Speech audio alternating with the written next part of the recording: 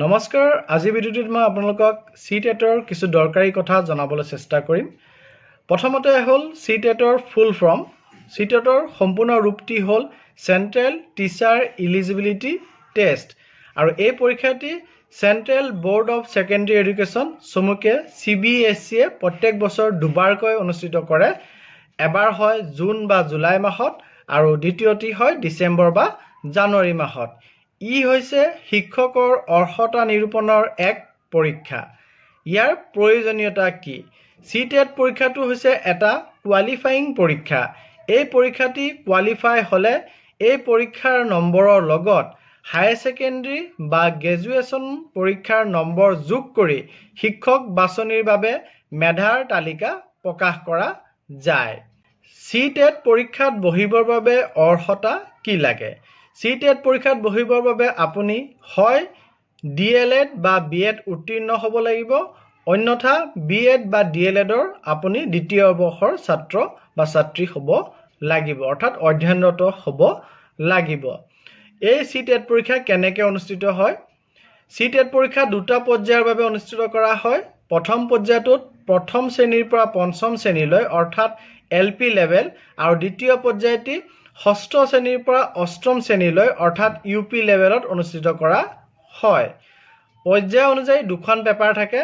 Paper 1 হ'ল class 1 to class 5 লৈ অৰ্থাৎ লোৱাৰ প্ৰাইমেৰী লেভেল আৰু পেপাৰ 2 হ'ল ক্লাছ 6 to ক্লাছ 8 লৈ অৰ্থাৎ আপাৰ প্ৰাইমেৰী লেভেল। তাৰ পিছৰ প্ৰশ্নটো আহে সিটেটত বহিবৰ বাবে আপুনি ক'ত আবেদন কৰিব? এই সিটেট পৰীক্ষাৰ বাবে আপোনালোকে সিটেটৰ অফিচিয়েল ৱেবছাইটত গৈ আবেদন কৰিব পাৰিব। আবেদনৰ বাবে প্ৰয়োজনীয় মাচুল কিমান?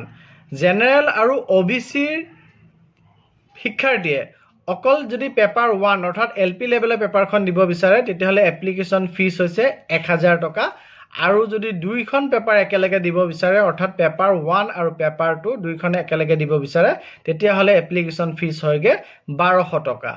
আৰু SC, ST আৰু PWD শিক্ষাৰ্থীয়ে অকল পেপাৰ 1 অৰ্থাৎ LP লেভেলত যদি পৰীক্ষা দিব বিচাৰে তেতিয়াহ'লে এপ্লিকেশ্যন ফিজ হৈছে 500 টকা আৰু যদি দুইখন পেপাৰ দিব বিচাৰে অৰ্থাৎ LP আৰু UP পেপাৰ 1 আৰু পেপাৰ 2 দুইখনে দিব বিচাৰে তেতিয়াহ'লে তাৰ বাবে তেওঁলোকৰ এপ্লিকেশ্যন ফিজ হ'ব 600 টকা। আন এটি ইম্পৰ্টেণ্ট প্ৰশ্ন যে এই পৰীক্ষা অনলাইনত অনুষ্ঠিত হয় নে অফলাইনত অনুষ্ঠিত হয়? সিটেট পৰীক্ষা OMR চিটত অৰ্থাৎ আপুনি 4টাকৈ অপশ্যন পাব। সেই অপশ্যনৰ ভিতৰত শুদ্ধ অপশ্যনটো আপুনি গোল কৰি পূৰ কৰিব লাগিব। OMR চিটত লোৱা হয় আৰু এই পৰীক্ষাটি অফলাইনত অনুষ্ঠিত কৰা হয়। গতিকে সিটেটৰ পৰীক্ষাৰ যি মূল কথা সেইখিনি মই আপোনালোকক ভিডিঅ'টোৰ জৰিয়তে জনাব বিচাৰিছোঁ।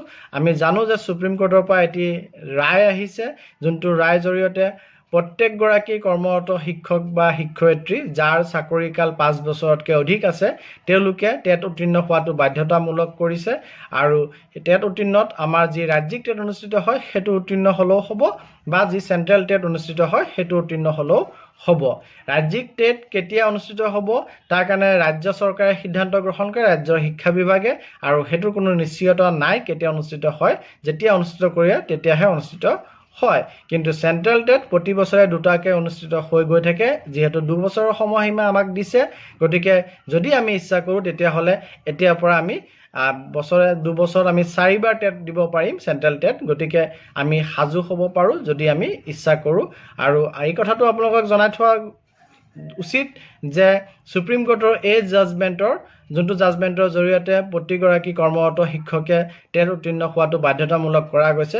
তাৰ ৰিভিজন বিচাৰি তাৰ ৰিভিউ বিচাৰি তাক পুনৰ বিবেচনা কৰিবৰ কাৰণে ইতিমধ্যে বহুকেইটা শিক্ষক সংগঠনৰ লগতে বহু ৰাজ্য চৰকাৰেও আমাৰ উচ্চতম ন্যায়ালয়ৰ ওচৰত আবেদন কৰিছে, পিটিশ্যন কৰিছে আৰু সেই পিটিশ্যন এতিয়া পেণ্ডিং হৈ আছে। তাত যদি পুনৰ বিবেচনা সুপ্ৰিম কোৰ্টে কৰে আৰু কৰি পেলাই শিক্ষকসকলক যিসকল অভিজ্ঞ শিক্ষক আছে কমচে কম তেওঁলোকক যদি ৰেহাই ব্যৱস্থা কৰি দিয়ে তেন্তে সেই ৰায় প্ৰযোজ্য হ'ব। কিন্তু বৰ্তমানলৈকে যোনটো ৰায় সুপ্ৰিম কোৰ্টে দিছে সেইটো ৰায় প্ৰযোজ্য হৈ আছে আৰু প্ৰতিজন কৰ্মৰত শিক্ষকৰ বাবে সিটেট উত্তীৰ্ণ হোৱাটো বাধ্যতামূলক। আৰু আজি ভিডিঅ'টোত মই আপোনালোকক যিখিনি কথা জনাইছোঁ সেই কথাখিনি প্ৰত্যেকবাৰে যেতিয়া সিটেটৰ এডভাৰটাইজমেণ্ট ওলায় তেতিয়া কথাখিনি এনেধৰণে থাকে। কিন্তু আগন্তুক সিটেটত কি আছে যেতিয়া এডভাৰটাইজমেণ্ট প্ৰকাশ পাব তেতিয়া কিবা নতুন কথা এড কৰিব পাৰে বা কিবা নতুন ধৰণে হ'ব পাৰে সেইখিনি আপোনালোকে এডভাৰটাইজমেণ্টটো পঢ়ি লৈ পেলাই বুজি লৈ পেলাই আপোনালোকে সেইমতে আগবাঢ়িব বা যেতিয়া এডভাৰটাইজমেণ্ট প্ৰকাশ পাব তেতিয়া মই আপোনালোকৰ কাৰণে পুনৰ এটা ভিডিঅ' লৈ আহিব চেষ্টা কৰিম কিন্তু বৰ্তমান ভিডিঅ'টি মই ইতিমধ্যে অনুষ্ঠিত হোৱা চিটেট পৰীক্ষাৰ যি এডভাৰটাইজমেণ্টবিলাক আছিল তাৰ ওপৰত ভিত্তি কৰি প্ৰস্তুত কৰিছোঁ গতিকে ইয়াত কিবা যদি ভুল ভ্ৰান্তি হৈছে আপোনালোকে কমেণ্ট ছেকশ্যনত জনাব ধন্যবাদ